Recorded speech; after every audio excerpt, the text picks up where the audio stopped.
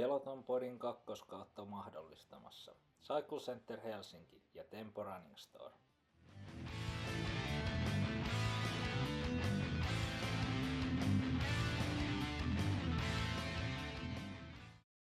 Okay, hello all the listeners. This will be the first episode of Pelotonpod in English. So let's see how it goes. And today we have a nice guest from last year. We were teammates with Tom Wheat, and Tom will tell us a little bit about first of all himself, and then our season and how is the racing in China and all that. But yeah, first of all, word is yours. So Tom, can you introduce yourself and tell a little bit about yourself?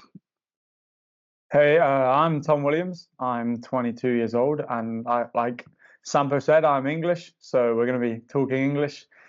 Hopefully you all understand us, but me and Sampo were teammates last year, at least for the first part of the year on Monzon Incolor Gub, so that's how I know Sampo. And yeah, we raced a few races together. It was good, wasn't it? Yeah.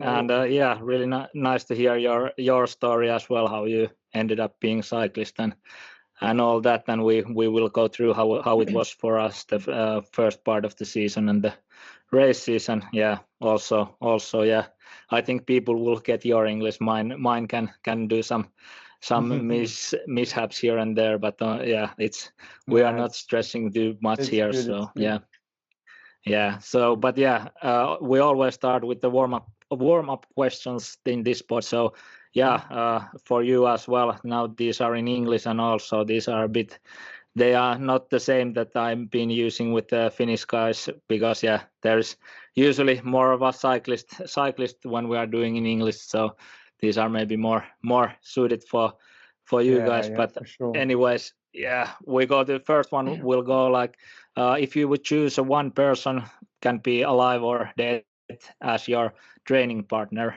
for a ride or a workout, who would it be and why? Oh,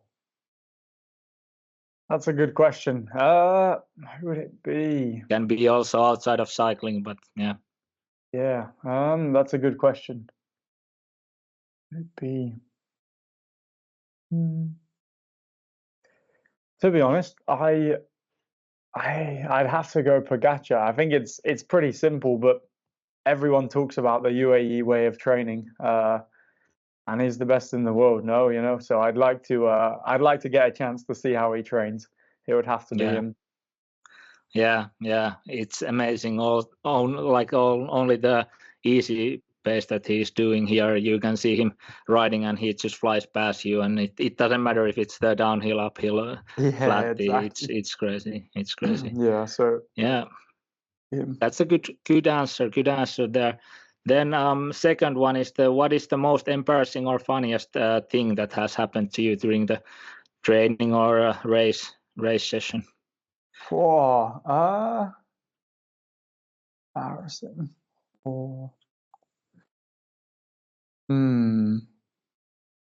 To be honest, I touch wood, I wouldn't say too much. I haven't nothing noticeably embarrassing as I can think of. I did get 3 punches in one ride the other day. That was a bit embarrassing. Yeah. But to be honest, I don't know. I'm not too sure on that one. Touch wood. For now, I haven't had too much embarrassing. I mean, I did crash on the uphill stage of Hellas. Remember on the mountaintop finish? Mm-hmm. I did crash going uphill, but it wasn't my fault. The guy from Astana hit the white line and slid out. So, yeah, when I tell people I crashed uphill, they do laugh. But come on, it wasn't my fault. So, what can I say? What about the seat post episode? Was it also the Hellas?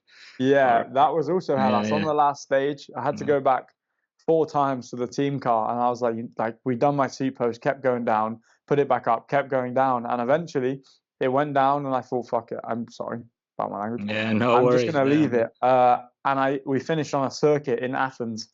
Was it like the last hour was like a criterium, and I finished the stage, and I get off my bike, and I just pull the seat post out of the bike, and the clamp, like the bike here, and the clamp is just sitting on the frame.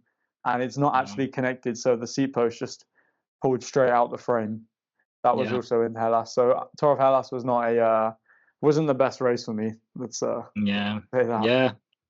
And the Chinese bikes, they are nice, but a lot of small things, and maybe we discuss more in a later time. But true. Okay, then third one is like, if your athlete version had a theme song, what would it be? Oh, theme song. Yeah, or well, one song that represents your like a you as a music song, or cyclist. any like just a theme song. Well, it can be any song, of course. Yeah.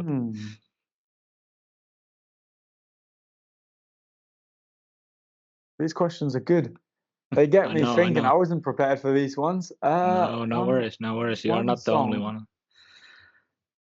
Song.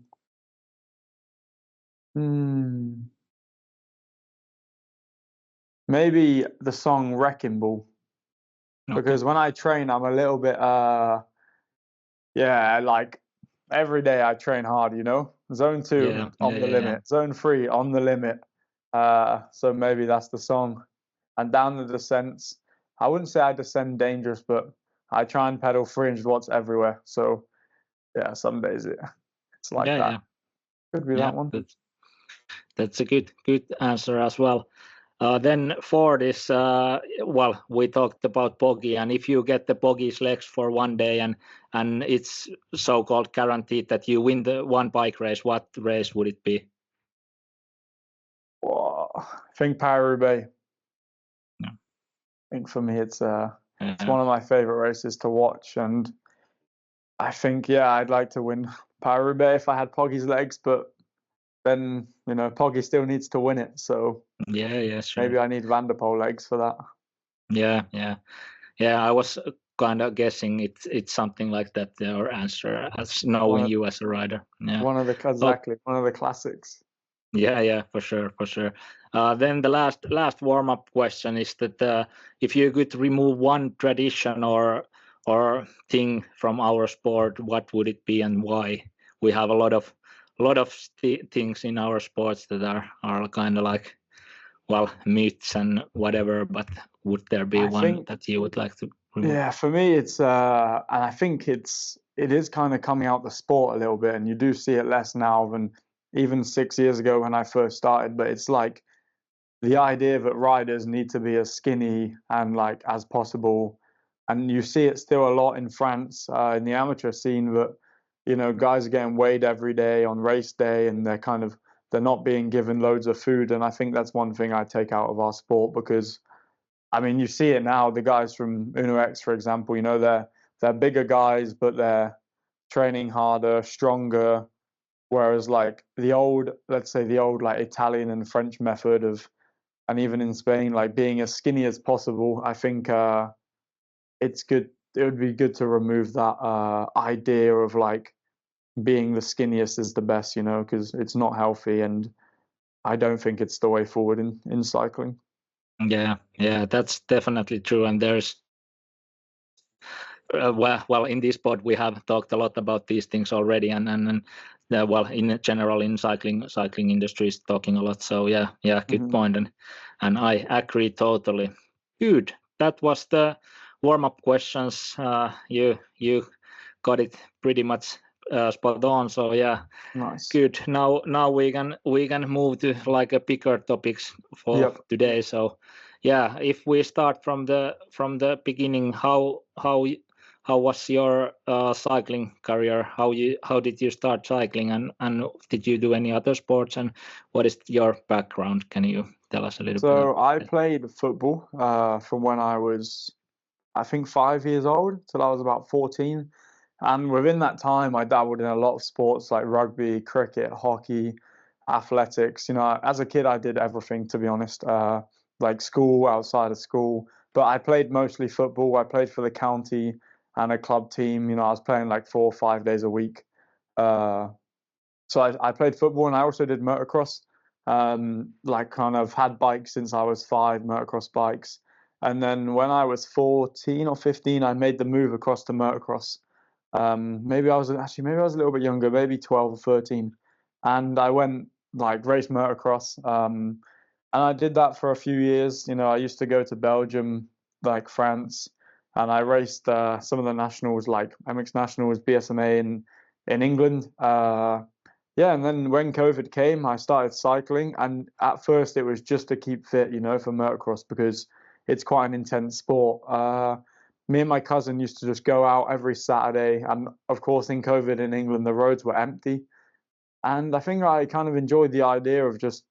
I'm a big fan of, which we'll bring up later, of why I did the triathlon, but I'm a big fan of just like being free and pushing the body and even without training, just finding the limit, you know. And I think that's what I really enjoyed about cycling. And then I joined a club, just a local bike shop, and they introduced me to hill climbs. And yeah, I did a few hill climbs, and I ended up actually winning the junior national hill climb after only being a cyclist for like 4 months. And kind of from that moment, it was like, hey, I want to do cycling, you know. So that's how I got into the sport. Yeah, it's a really interesting story, and also like, yeah, knowing that, well, many people also in Finland, they turn from the motorsports, they start cycling, and then there's been also like people who have gone really high level also. So yeah, it's really nice story. Okay, then yeah, how you see yourself now as a rider? What kind of rider you are? Your strengths? Of course, there's been many years you have been now cycling and doing triathlons, whatever. But then it evolves every year. But how you see yourself? What are your strengths? Yeah, it changes a lot. When I first started, I was more of a climber. I think I started cycling at like 59 kilos, and I was 16, so I wasn't young, but I wasn't old, you know. And I was really skinny, and then since then, the last 5 years or 6 years, I've just put on more muscle, really. And I'd say now I'm a bit more of a classics rider. Kind of each year I got a little bit heavier, and then the last, I'd say 2 or 3 years, maybe 2 years, I've settled around that 70 kilo mark. This winter I've spent most of the winter over, more like 74, but it's coming down a little bit. So I'd say I'm more of a classics rider or a puncher. I really enjoy races that it's like kind of 3 minute climb after 3 minute climb all day. Kind of any race which is just on the pedals all day are the ones I think I'm good at. Kind of, especially if it's like comes down to a small bunch sprint, like 30, 40 guys. I also back myself in a sprint like that. Kind of anything less than 30 guys is a good finish for me. Yeah. You know? Yeah, that sounds good, and I like agree with that what you're saying. But yeah, then the maybe next see like how is the racing in Great Britain and in England in general? How you see it? Like you started there, of course. Now you have been seeing many races going China, Europe, France, Belgium. But when the first years and first races and the junior level, how you see it in there and how it is there? Yeah, so it's England. The scene is weird. I mean, I actually did my first road race in France. Two of my friends were going abroad to race that year, 2021. And again, I just won the hill climb in October 2020, and I just started. And they were like, "Oh, come with us. Just come to France." Like, and I was like, "Fine." So, kind of went straight in the deep end in France. Did just a regional. And yeah, the level of course high out there. And I finished my first ever road race, and I hadn't even been cycling like I think maybe 8 months. So then I went back to England because of COVID in the middle of 2021, which then I raced a few of the junior races. But as a junior, I wasn't really, I hadn't even been cycling a year, you know. So I'm racing guys like Josh Tarling, Max Paul, you know, they're big names, Lucas Naruka. They're big names in the sport now. I was racing them who've been cycling, 10 years already, maybe longer. So as a junior, it was tough for me. I wasn't ready. I didn't know what to do. But I would say I was quite strong. So I could get around the junior races. But I mean, we have a good junior scene, I think, in England. Like you see each year, guys are going to DSM, Jumbo, all these Devo teams, from the British junior ranks, which is good to see. But when you go up to U23. Like I spent 2 years on SRCT, which last year were like the best team in the country because we have no Conti teams left, which it's a shame because I think people kind of look down on the British scene a little bit, but the guys looking down from Europe, you know, they could come and they wouldn't win the races. The races are really hard. The level's high, you know, and in 2024, we still had St. Piran. That was kind of the last Conti team, which I did join as a stagiaire and I was supposed to race for last year, but December 2024, they folded. And that was quite a hit on the British scene because you'd go to these big nationals and, you know, like if you can beat like St. Piran, then you're going to have an opportunity to join them, or it kind of shows how good you are. Whereas now there's no Conti teams, you know, the races don't mean as much. So the scene is good. It's a good scene, but we have to race on open roads and the races are expensive. But we have National A and National B. National A is like the Premier calendar. National B is kind of, it's a little bit more like a regional level, but yeah, it's like a regional level, but we don't have regionals for elite riders basically. So the level's high. The level's really high. You know, when I go to France, Belgium, and race nationals, the level's just as high in England. There's just depth. There's less depth. You know, there's not in England. There's 10 guys who can win, or 20. In France, there's like 60. You know, that's the difference. But at the front of the race, it's just as hard in England. Yeah. It's interesting to hear, and I was about to ask about the Saint Piran stuff and all that, but you opened it up pretty well there already. And yeah, from my experience, all you Brits, you are like a really tough and built like for racing. So yeah, I can imagine also that, and you express it pretty well there. Then if before we go the next year. Or last year, sorry. Can you do you have in mind like any breakthroughs or setbacks that got you in the our team last year? But yeah, was there any breakthroughs? You raced a lot in 24, so how was it? Was there any particular highlights in your career definitely. at that point? I mean, 2024 was probably the best year I've had on a bike. 2023, I didn't have the best year, but 2024 was a really good year. I started the season I believe I started the season at home at Perths, which is like the iconic classic start to the season. It's just 2 hours. The race is always full gas. I finished the race and I came to Spain and I raced here on training camp and I won. So I won my second race in 24 in Spain, and then went home and we were racing Nat Bs and I was always at the front we're getting in the break with like 4 guys of St. Piran, 5 guys of St. Piran. It was super hard to win because there's just always, I remember doing a race and I got away on the last lap with one guy from St. Piran, Dylan, and we got brought back, and then we're a group of like 8 maybe or 9 or 10, and 4 of them are from St. Piran. So I had a hard start, but I think racing against, getting in the break with half the break being St. Piran it meant for a hard race. So I did that, and then we went to Redlands Classic in America, and stage 1 is like a Kermesse type, and 20 times up this wall. The wall's like a minute, and we go up this wall basically, and then down, round through this through like a neighborhood, and then back up the wall. So on stage 1, I was second behind Tyler Stites, which he went to Kaha the year after, and now he rides for the new team Modern Adventure. So that was quite a breakthrough performance for me. Then I came home and I won U23 Yorkshire Classic, which is like a under 23 national, and that was probably, apart from Rydell, which I'll get into, that was probably the best. Actually, maybe that was a better ride than Rydell. Like I got in the break early and I attacked the break with 50k to go and won solo. So that was probably like the best performance of 2024.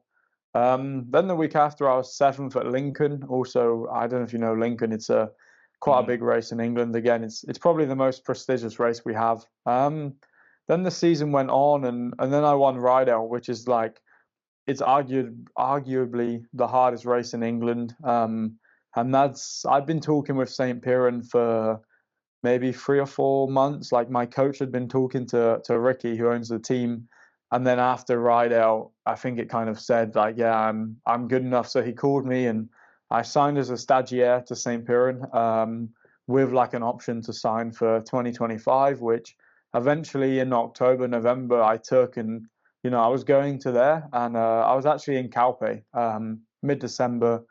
And it was one night, and they said in the morning, like, we need to call later as a team. So a few of us, we had a call, and they were like, the team's folding. So that was kind of a big setback. I'd just done the whole season. I done what I could with the races I had on the team I was on, and I kind of thought, like, I've made a breakthrough here going to St. Piran. It's the only Conti team in England, and then they folded. So that was a real kick in the teeth, and it was mid-December, and I was stuck without a team. So then I spoke to a few people, and I spoke to Stefano, and that's how that took me on to Monzon Incolor Gub. Yeah, it's interesting story, and like, well, the story after this year was pretty similar for our team, the Monzon, but yeah, it's same for me. Like, it was pretty late also, and the team was also set up late, so it's understandable. But yeah. Well, yeah, if we then go to the 25 season, then from your perspective, what were your expectations, and then reality? I think you came a bit late to our training camp or the team house, and we basically left directly to Hellas. But talk about that a little bit. So, like I said, I was here in December when St. Piran folded, joined Monzon, and I kind of thought, I hadn't heard of the team, but I thought it was going to be a good opportunity, and it was a good opportunity. But mid-January, I left Calpe, had a rest week, and I got a really bad knee injury or knee pain. And I had tendonitis or tendinopathy in my knee. And then I had to have a few weeks where I couldn't ride, had an MRI, and I had like a little bit of bone growth or some growth on the side of my knee, which was just causing really bad inflammation. So from like mid-Jan till about March, I believe, I just couldn't really ride the bike, and I was doing bits, but it was a big setback. From like mid-January, I was probably in the best shape of my life, ready to go into the early season races, which kind of suit me. But that was, we planned all the way up, and then mid-December, obviously, there was no early season races, so I was still going well in Jan, and I got the injury, and then, like you said, I came to the team camp, which I really enjoyed. The team, as you know, we had a good atmosphere with the guys. The team itself was, not to slate them, but sometimes there was a little bit chaos, but the time at the team house, I did really enjoy. It was good company, had a load of good friends there. Like you said, we went straight to Hellas, which the race for me and for you, I know, was one problem after another. 1 minute, the 1 minute, like, we have this, and then it changes, and then I think like most days my seat post was coming down, which fair enough, like it was doing, but like I can't race these races, with going back to the team car like I did on the last stage. So that was annoying. And I crashed on the mountaintop finish, which kind of annoying. It still annoys me now, because I think that was like the one day I had good legs and I moved to a good position, and then we crashed. So yeah, Hellas was, and then after Hellas, we got ill, didn't we, in the middle of Tour of Hellas, and we went to Calabria. Calabria, Calabria was next. It was one of them, like, you need to race, and fine, I raced and finished that one, and then we went straight into Abruzzo. So the period was, we had some really good races, but I think the preparation for me and maybe the organization of the team kind of resulted in us not being able to do what we could, and we went to Abruzzo, and I remember some of the guys was ill, and I did the first stage, and it's a hard race as it is, but I hadn't recovered from Calabria, and I was ill, and it was real bad, and I pulled out on the second day, which I think was a bit kind of upsetting, but what can you do when you're ill, and it's one of them. So I went home, I went home after that, and then that kind of took us into the period where we had no racing, didn't it? Yeah. It was the start was hectic, although nice races. Yeah. But yeah, as you said, yeah, the organization and the team. Okay, it was set up quite late anyway, so there was a lot of challenges outside of the racing as well for us. But yeah, we managed well. Yeah, you went back home then, and then halfway of the season we heard the news that you won't be anymore with us. So tell us about that and how the rest of the season went then. Yeah, so of course, yeah, like you said, I left the team. It was kind of I left when was it, May? I think I left Italy, and I didn't go to China because I couldn't get a visa from when I went home, to when you guys left. So I didn't come, and I'm I'm sure we'll talk about it, but my mindset as a bike rider is, I train all winter and I train in the season, but I want to race my bike. That's what I enjoy. And like I said to you before, I enjoy pushing the body. I enjoy the freedom. And I think me being at home every day training for maybe a race in 2 months is not something I really enjoy. And the team just couldn't tell us when our next race was, what was going on. So kind of said to them, I want to leave the team. And eventually we came to an agreement that I could leave the team. So then I just went straight to Belgium, left the team, black skin suit, went straight to Belgium, and that was it was kind of a decision because I knew I hadn't had the results early season, and I knew, my shape was coming. So went to Belgium and France, and it was really good. I went for a month. I think I did 8 races, which I did crash in one in the first 10 minutes, and it was completely my fault. It was wet, and I'm just on the front of the peloton, round the corner on the deck. So one, I did crash in, but the 6 of them, I was like 10th, 8th, 6th, 5th, 2nd, 3rd. I had some really good results in Belgium, and everyone's like, if you go to Belgium, you know where you're at. So that kind of took me to, I'd say, the end of July. And then after that, I had an offer from Uvi Ub, which is a French DN2 team, to join them. So I went to do that, but I actually couldn't get a visa at the time, which means I couldn't get a license.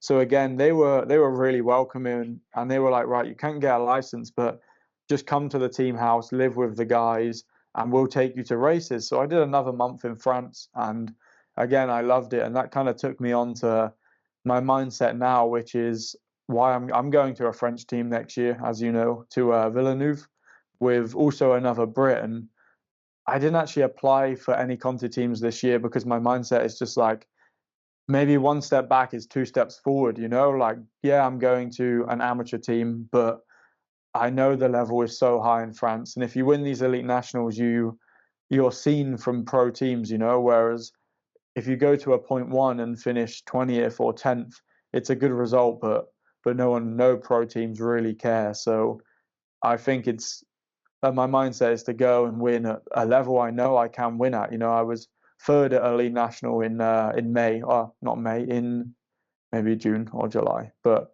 it's a level I know I can win at. So that's kind of taken me into 2026. Yeah, and that's really wise move, and something that I'm also considering here, that there is no guarantee for this year. So yeah, it's really nice to hear that. Then you ended your season still in China, even though you weren't going there. And I always hear your visa problems, and it's Yep. I know the struggle, but. Can you tell us a little bit about how you felt that the racing in China is, and overall the trip? How was it, the culture and all that? So yeah, let us know It was about that. China was interesting. It actually came about because I was with my friend Elijah, who he kind of runs or owns Edinburgh Bike Fit team, which is just a Scottish-based team, but he's at uni in Bristol, which is kind of near where I live.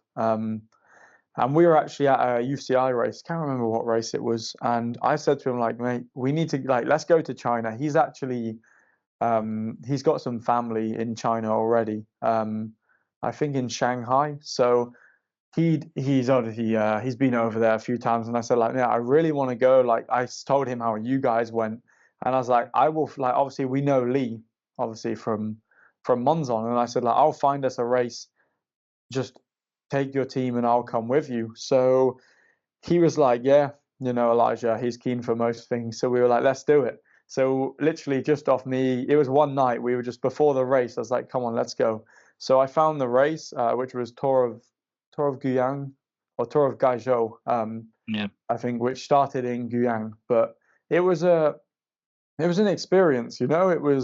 We went over, me, Elijah, few others from Britain, and also Ed Morgan, who's joining me this year on Villeneuve, and a guy called Thibaut, who's from Belgium. And again, we turned out we'd never met him, and you know, it was a really good atmosphere with the boys, and I think everyone was there for like the culture, the enjoyment. So it was quite a nice end to the season. And because of how I started the season, we started late, didn't do much. I was still motivated, and that's kind of why I decided to go. But I was so impressed, you know. We get there, we have team car. They paid for they paid us to go, not everything, but they did give us some start money. They gave us after each stage we have a bus which we go on. The hotels were not, the organization was really good. There wasn't too much to fault. I mean, compared to England, and even compared to Europe, it was incredible.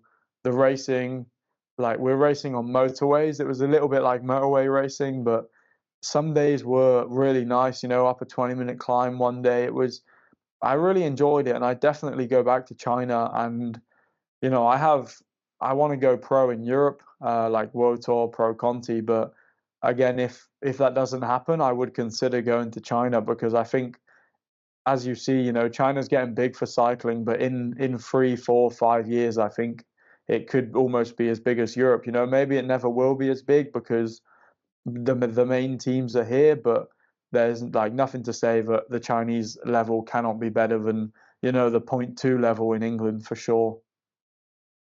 Yeah. The facilities and the races there, it's spot on. Of course, yeah. I will ask, like, what was your biggest surprise there regarding racing or the culture? But yeah, as you said, it's the atmosphere and the boom is really growing there. But yeah, Sure. any big surprises, good or bad, from China?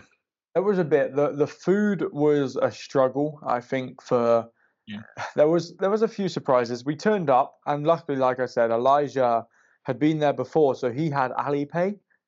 But us Brits and Thibaut from Belgium turn up, and we go to the shop, and we just can't buy anything. And we're like, we want to pay on a card, and they're like, no. And we're like, but why? And then we realized that you need to pay on like WeChat or Alipay. And I was in shock, you know, like, you connect your card and you pay through this app. There's no card, no credit cards, and you can't just pay on Apple Pay. So that was a big surprise. And I think the food kind of in the hotel wasn't the best, you know, and probably shouldn't say this on a podcast, but we were eating McDonald's some days because some of the food at the hotels was quite bad. And so, and obviously, like, we did eat out one day, but it wasn't the best. So in the end, we were kind of sticking to McDonald's, you know, just it's probably it's the same out there. It's what we know. So that wasn't the best, the food, but we had some good surprises as well, you know, like the racing we went past some really nice places, and some of the crowds were incredible, you know, like you see in the tour, like they go for a village and all the schools are out. It was like that. It really was incredible, the atmosphere. And like I said, team presentations, like all the skyscrapers were lit up with like lights on and cyclists on. It was incredible. It really was a good experience. Yeah, it's like a big festival and a party there every time you go, even if it's the small race. They do know how to do it. And as you said, the food is quite sketchy, but we also did a lot of KFC and McDonald's while we were there. So the safe option. It is. Save your stomach. Good. Yeah, exactly. Then Then before you went China, was the triathlon before that? Am I right? The triathlon was after China. Oh, okay. Then it's logical. to go that road now.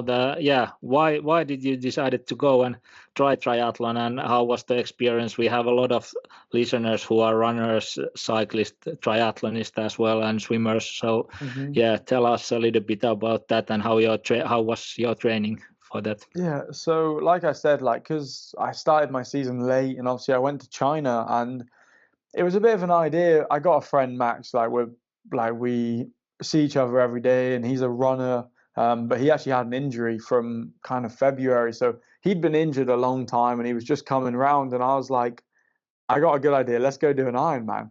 And we kind of decided that a full Ironman was a bit too much, and we couldn't find one in Europe to finish the season with. This was probably with like a month's note, no, well, 6 weeks notice actually. That's how much training time I had. And we found the one in Turkey, and he was like, sweet, like, let's do it. It was just like that, one phone call. So then I had to call my coach, and I was like, what do you think about this idea? And my coach I think he enjoys me. He knows I kind of have a good level and I enjoy pushing the body. And he was like, yeah, I think it's a great idea. So we booked up, and then I also have a friend who he's from Hong Kong, but he lives in Bristol also. So he's quite a good triathlete. And we train together a lot on the bike, but we talk a fair bit about triathlon, and it's something I kind of wanted to try because I think like I said, I ran a lot as a kid, and I swam a little bit as a kid. But I even enjoy running now. Like I don't know if you've seen on Christmas Day, I ran like 27K. Like I do enjoy running. So I thought, what better idea? I can have 2 weeks off after. Let's just go and do it. So I then got in the swimming pool with about 6 weeks to go, and wow, that was a big learning curve. Like you really think you can swim when you go on holiday and you just do breaststroke around the pool, or you go swim with your friends in the sea and you breaststroke and it's fine. But then when you start doing front crawl in lengths, and at first, I hadn't done front crawl or swam properly for years, and I was holding my breath. And we did a 200-meter like a time trial, and I think I did about 150. No, sorry, I think I did about 75 meters front crawl, and the rest in breaststroke because I was like, I just couldn't do it. So I got out, and this was with my friend Chung, who's from Hong Kong. And I was like, fuck, like, I don't know if I could actually do this. I have 6 weeks to swim, what is it, like 1900 meters? And right now I can't even swim 200. So, I had some swimming lessons, which at 22 years old was a bit humbling. But I had one of my friends, Josh, is also a swim instructor. So it worked well. So had some swimming lessons, and I actually swam a 40-minute, which, okay, it's not fast, but I think out of like the 1,300 athletes, it was like 600th. So the swim I was happy with, I was happy with my swim. Let's just say that. Yeah. How was the race then? How it went? When the swimming is the hard part, and everyone is always saying that. But how you manage it, and then after bike and run, how it went? Well, to be honest, I say this to everyone who asks, and for me, the swim, which is crazy as it sounds, was actually the easiest bit, which really surprises me. So I turned up like in Turkey a few days before, and I actually I cut my thumb. I don't know if you can see the scar. You probably can't see it. But 2 days, well, the night before we left, I was cutting a number off my bike, and I sliced my thumb. So I couldn't. And again, they were like, I sliced it across there. It was quite bad, and they were like, we can't put stitches in if you're going to do this Ironman. And this was the night before, and I said, well, I was in hospital, and I was like, fine, just tape it up. So taped it up, and I wrapped it up in some sports tape. So I got to Turkey. My friend did open water swim, and I hadn't done one before, like never. So that was I was nervous. And the day before, I even bought some new goggles because I thought, oh, I don't know if mine are going to be good. So, and I actually got in the water, and I knew like everyone had told me, everyone I'd spoke to was like, just stay calm for the swim. The swim needs to be easy. So, and obviously I hadn't wore a wetsuit before, but luckily I had a really good wetsuit from a friend, and the legs were quite thick. And when I first got in, I was like, oh my God, I'm floating here.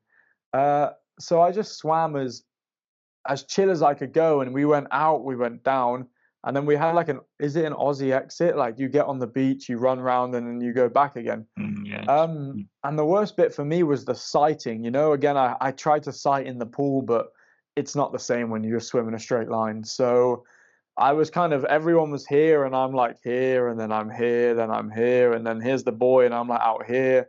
So I think like the actual swimming was okay. I got out and I was like, I actually feel fine. Like that was easy. It went fast.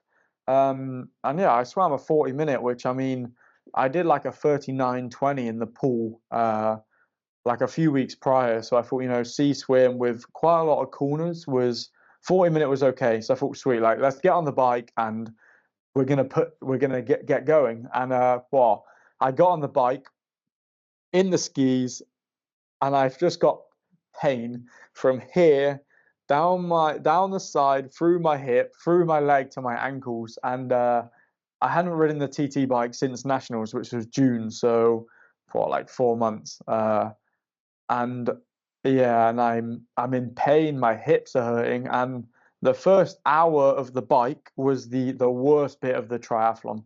Like, the pain I was in, and I mean, as you know, you probably hopped on your TT bike and had it when you first started, but the pain is like there's nothing you can do. Like you ride 300 watts, 400 watts, 200 watts, and you've got this numbing pain.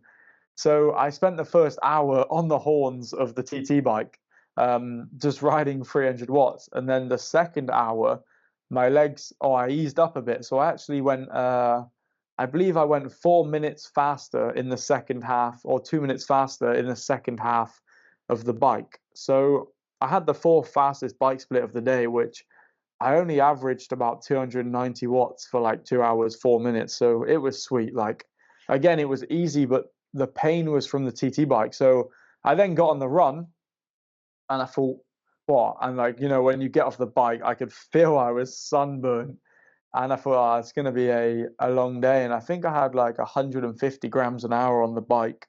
Like I really just loaded the bike because I knew I couldn't take any on the run. Like I knew that. I knew it wasn't happening. So I started running, and where in the hips where the pain is from the TT bike, every step it just hurts. It hurts. And I was checking the watch, and I don't remember what pace I averaged. Maybe it was like 4:15 or 4:20, but don't quote me on that. I think it was around there, and I was looking and I'm thinking like, I feel good. And then 40 minutes in, 50 minutes in, an hour in, I was thinking, I feel good, and I'm about to do like a good time. And I knew I could go sub for 4:30 with the time I'm going to run. And then 5K to go, I start to pick it up, thinking like, sweet, I'm going to do like a 4:23. Cool. And the last like K and a half, I just cracked so hard. And I remember the last K, and I'm trying to run, like I'm trying to sprint, and my legs are just like hardly lifting off the ground. So I did finish the triathlon, like I was done. Like I couldn't walk home, and I couldn't walk. Like you asked my friend Max, and I couldn't walk after. I couldn't walk for about 2 days because just how deep I went. And I really want to do another one. I love the idea of I'm racing other people, but I'm racing myself, and I'm pushing myself to the limit. And I think the triathlon was kind of probably the most I've ever pushed myself, I think, in an event, which I really enjoyed, and I'd love to do it again. Yeah, I can imagine that.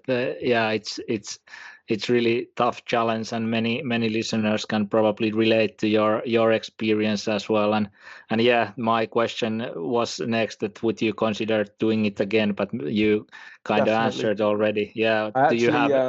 I actually think I will. Yeah. So me and my friend Max have already agreed, depending on kind of my race season and where I go.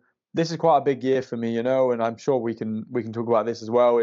I'm 22 now, first year elite, going to France. And like I said, I know I have the level to do well. So this is quite a important year to decide what I do with my future. I want to go World Tour or Pro Conti, and I believe I have the numbers, I have the power. But obviously that's not that, sometimes you need luck, good racecraft. So like I believe in my ability, but this year is quite an important year to see what I do. So at the end of this year, hopefully I can race in Turkey again, but it does depend on kind of what I'm doing for 2027. But if I do stop cycling, then I'm going to go into triathlon.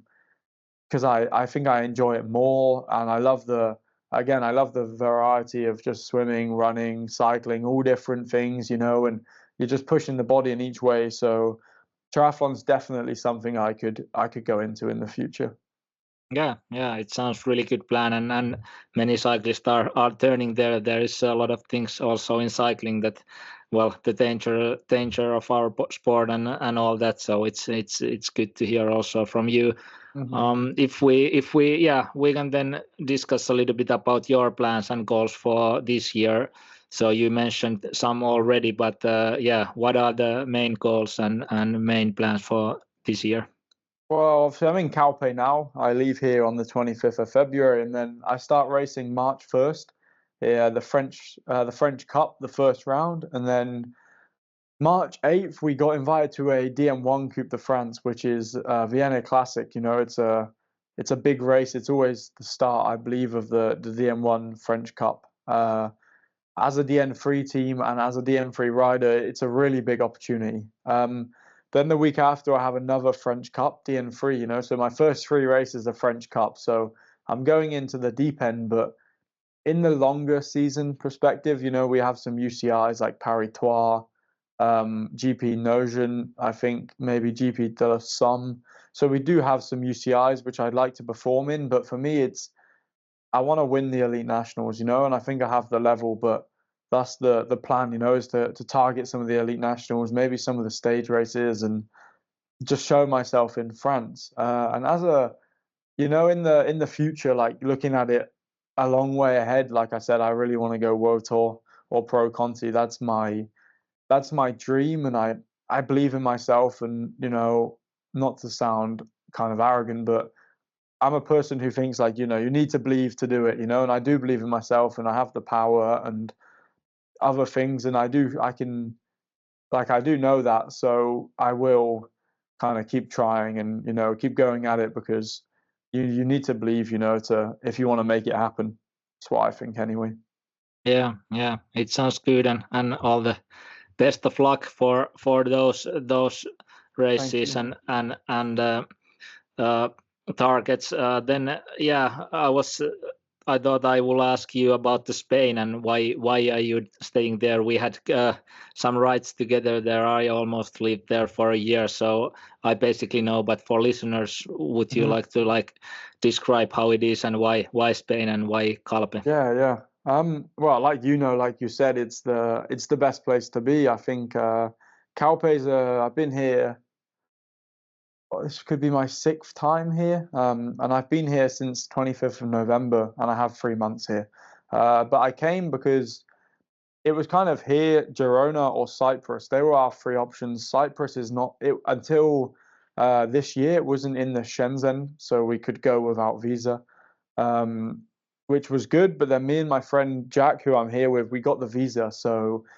And Girona we didn't know as many people. We hadn't been before. So we chose Calpe because for some of you guys listening, you've probably been before and some haven't. But if you get the chance, you should go, because the atmosphere is good, especially in the winter. December and January, most of the pro teams come here, and the weather's mostly good. Don't get me wrong. You have a few wet days, but compared to home, it's 100 times better. I mean, I get messages every day, like from my friends, "Oh, the weather's so bad at home. We can't ride, and just awful rain, 0 degrees." So that's why we come to Calpe. There's a good variation of flat roads, climbs, and again, the social life's good. You could be in Cyprus and with just you and your friend, which is good for training, but you need kind of the work-life balance, I believe. And I train hard, I'm doing 20, 25-hour weeks, let's say, on average. And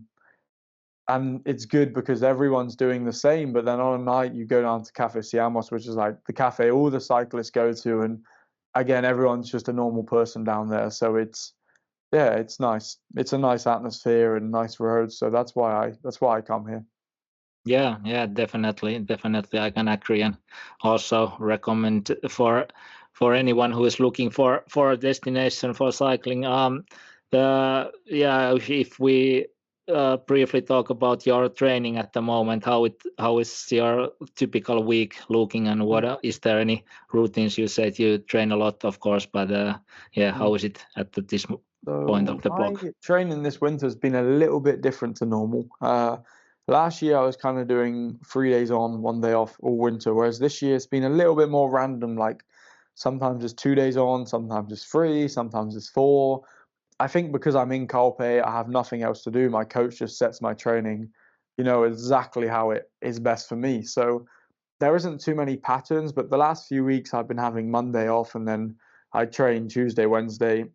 Normally I do like endurance Tuesday, maybe 3, 4 hours.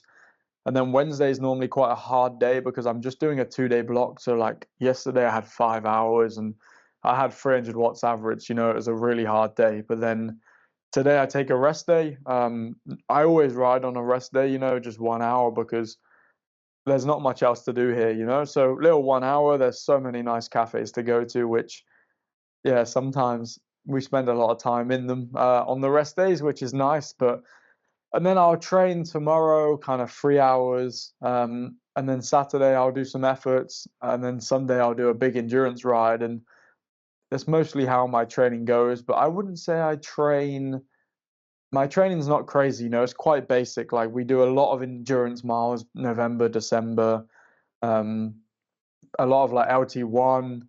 I'm quite a punchy rider as it is. I have my VO2 max is quite high, and I don't train the I don't train the short efforts. I train the base, I train the LT1, and I build the engine, and then I go into racing. And the VO2 or the shorter efforts come quite quick to me, which is lucky. So for like a lot of the training for me is like, I don't know, 6 times 10 or 6 times 20. It's a lot of LT1 work. I'd say that's what I've done mostly this winter, which I enjoy as well because I enjoy building the engine, and like I said, I enjoy pushing the body. So when you've got 5 hours with like yesterday was 4 times 20, then it was 2 times 8 in the last hour. I really enjoy. They're my favorite type of sessions for sure. Yeah, sounds good. And I have seen some motor pacing and stuff also. So Yeah, getting exactly. into that, the racing legs are coming for Yep, sure. Yeah, that's they're good. coming. I got 3 weeks, so they Yeah, need to come fast. yeah, that's good. That's good. Yeah, then we are approaching the end soon. But before we end, I thought I would ask you, like, do you have any certain like tips or like well, you have seen a lot, so you have made your mistakes and things, but any like tips for the younger rider, whether they are from whether Brits or just from Finland or wherever people are listening? So any tips or tricks for the younger Um, generation? I think for younger riders, like I said, I didn't start too young. But I think my cycling got serious fast. Within a year, I'm in France as a junior, living with my friends who are like full-time cyclists. So I think you need to enjoy it. I love training, I love racing, and there hasn't been one day in Calpe. And yeah, it's easy because I'm in Calpe, but there hasn't been one day I haven't wanted to ride my bike. So the main thing is enjoying it. And another thing which I was talking to my friend about yesterday actually is like I used to be a real stressor. One bad session and I'd think it was the end of the world, or my heart rate's a bit high, it's the end of the world. And if I didn't average loads of watts on a zone 2 ride, the end of the world. But this winter's been a whole difference. Yeah, like I do good numbers in training, and I push myself in training, but the last few years and winters I've just been like numbers, numbers, numbers, and oh, if I'm not doing this, I'm not going to do this, and if I can't do that, I'm not going to win this. But this winter has changed, and like I think you need to look at it like stressing about it isn't going to make you're not going to make yourself stronger by stressing. So yeah, you need to be consistent is the main thing.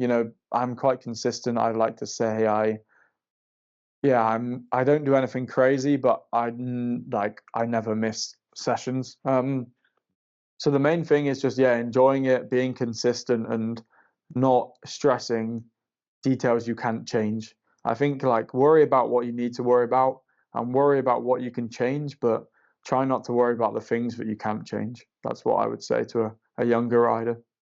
Yeah, and that's a good advice. And also like although the coffee rights and all that it's also important than having the For sure. carrot cake here and there. Yeah, exactly. It does good for you. Yeah, definitely.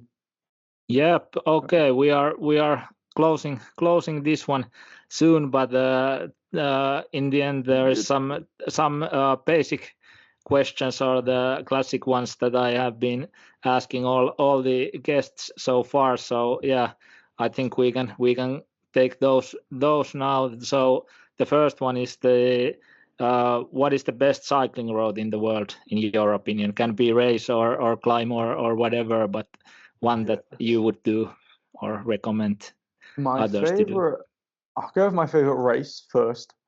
Yeah. I mean, I have two. My favorite race I've ever done is Sickle Classic. It's a 1.2 in England. It's our only UCI for the amateurs. And it's kind of like it's half off road, half on road. And the one time I did it, I spent 150k in the break, and the last like 40k of that was solo. That's the favorite race I've done. You know, I coming from a motocross background, I love the idea of just taking our road bikes over like muddy fields and all sorts. It was fun. When I did it, it was so wet. But my favorite race, my favorite pro race is, yeah, probably Paris-Roubaix. Like I said earlier, if I could win one, it would be Roubaix, and I think that's my favorite race. Again, because it's a hard race, and I enjoy doing them, but I also enjoy watching races like that. My favorite climb, um, that I did a not too sure about my favorite climb or road. People like to say it's the N332 in Calpe because every time it rains, me and my friend Ezra were just up and down the N332. Yeah. But it's not, I promise. I'm a big fan of, as you know, Tabena, Yep. which is the backside of Calderats. I really enjoy that climb, like way more than Calderats. It's normally the warmer side. It's not too steep, but it's a little bit steeper than Calderats. I think that's probably one of the nicest climbs I do. But I also enjoy riding at home. You know, we have a place where I live called the Mendips, and there's a road called Cheddar Gorge, which I actually have the KOM, and it's Tour of Britain has been up there, and that's kind of that area of where I live is really nice. There's like a few 10-minute climbs, and I do enjoy going home, you know. So I have a few places where I enjoy to ride. But like I said, I enjoy riding my bike, so I enjoy most places. Yeah, many good ones, and I think the tour is coming the island. I think 27. So yeah, Yeah, so also it's nice going to to see. it will be nice to see. It's going to start in Edinburgh, which is Scotland, and then it's going to, I believe, go through Manchester, and then it's going to come down. I live kind of here, and it's going to come down here, and it's one of the stages is going to finish in Cardiff, which for those who know Grant Thomas and Luke Rowe, that's where they were born and brought up, and that's where Tour of Britain finished this year. So it's about 45 minutes from my house. So if I'm home, I'm definitely going to be there watching the tour next year. Yeah. Sure. Will be nice to see, and we'll see Will if be I nice. end up there. Would be nice also, but we'll see. Yeah. Yeah. Then the last one is the what is your favorite bike? This can be a certain road bike or mountain bike, whatever. And is there any like single favorite component that has to be on your bike, whether it's the sprint shifters or the tape or whatever? My favorite bike's actually my Scott foil. I've had some nice bikes, you know. I've had a Dogma F8, Dogma F12, Dogma F. I've had the Willier. I've had some really nice bikes, you know, Giants, but the Scott foil I have now, and it's not a sponsor, you know. I bought it. It's it's such a nice bike. The position I have on it is amazing. I'm very aero, and it's such a fast bike. So that is probably one of my favorite bikes, but I also have I had a Stork on my team bike, and that bike I also really enjoyed. And I think because I had such a good year on it, I do like the bike. It's a little bit like the foil. It's super aero. So those two are probably my two favorite bikes. And I was thinking about the favorite like tool on the bike, or like whatever. Part, yeah. Part, that's the one. God, I can't even get my own English out. My favorite well, part, and I was thinking about this, and it has to be a power meter. Although I said I don't stress too much about my power, I do, when I'm training, I do stare at it. So I don't know what else I can say apart from a power meter. I stare at it for 25 hours a week. So, and I do struggle to ride without them. Because even though I stress less about what numbers I can do, like my max, I still really I like to know I'm training properly, and maybe that's not training hard, but training properly. So it's got to be a power meter. I think it's the best part on the bike. Yeah, it's a good answer, and it gives a lot of data. Just even though if you are not like looking it all the time, it tells you a lot. So yeah, good answer. Good answer. Also a saddle. I'm just looking at a bike now and thinking, what pedals? Can't ride a bike without pedals. You need a comfy saddle. So yeah, I mean, there's so many you can choose to make up a bike. I mean, a saddle is important though. You need to be comfortable on the bike. But yeah, for me, it's a power meter just because it brings in all the data, doesn't it? Yeah, that's a good answer. Good answer there. Yeah, okay. I think we are closing to end this pod, and yeah, thanks Tom a lot that you came and be my guest here. And now you can, if you have anything to say, any advertise, follow where people can follow you, anything now, just word is your, and then we can thanks conclude.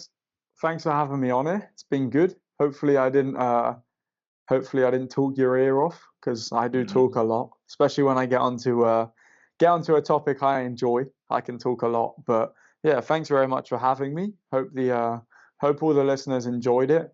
Maybe I'll be back if you did. But yeah, you can follow me on Instagram. I believe it's tom.williams_1. That might be wrong, but that's what I believe it is. But yeah, you can follow me on Instagram. My Strava is Tom Williams. If you want to follow me also, you can. I do post most of my training, I'd say 90% of it, and mostly my power too. So yeah, go check that out if you want to see what I'm up to. That's how you can do it. Yeah, definitely check those out, and I will put in the description, and if there's any questions for us, then we can also do a new pod and answer definitely. Those. So definitely. Yeah, thanks Tom, thanks a lot. Yeah, thanks very much. Yeah, one extra question: if the Incolor guys or our team, the guys Monzon guys are listening, who is your favorite teammate? Don't need to say me, and don't say me, but who's my favorite teammate? Yeah, from last year, from Monzon. But not you. To be honest, I think you're the only person I shared a room with when we were racing. Yeah, I think it's I mean, Bello, you gotta love Bello. Me and Bello had some good times in China, but also Enge and Filippo was in China. We did have some good times. When Bello won the stage that night, we had a rest day the next day, and we had a good crack. But I mean, I like all the guys, but I think I probably talk to Bello the most out of everyone else. So it's got to be Bello. Yeah, the gorilla. Yeah.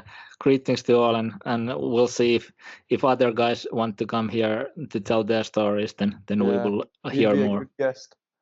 Yeah. He's experienced big season a lot ahead. Yeah, for sure. Sure. Okay. Yeah. Thanks for all the listeners, and if you think this is good stuff, then do all the necessaries, like and subscribe and whatever ever, but no needed. So yeah, Tom, thanks a lot for this. Thank you very much. Yeah. Thank you.